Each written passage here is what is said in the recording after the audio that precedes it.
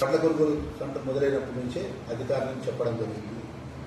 దానిలో భాగంగా ఈ జిల్లాకు సంబంధించిన జిల్లా కలెక్టర్ గారు కానీ అధికారులంతా కూడా సమన్వయంతో ప్రభుత్వం యొక్క ఆదేశాలు అమలు చేసుకుంటూ ఈరోజు 90% వడ్లు కొనుగోలు చేయడం జరిగింది. మేము మీ ద్వారా మర్యాద చేసుకునేది ఏంటంటే ఆ మిగిలినటువంటి 10% వడ్లు కూడా సెంటర్ల కాడ మిగిలిపోయినట్టు వర్ధాన్యం ఉంది.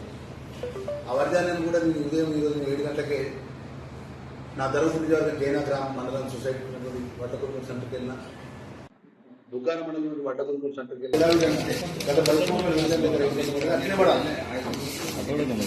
ఇంత ఆర్థికంగా ఒత్తిడి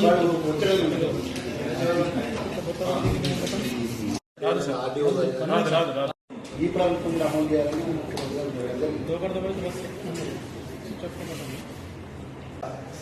ఏ రైతుకి ఇబ్బంది కావద్దని చెప్పేసి ప్రత్యేకంగా జిల్లా కలెక్టర్ గారు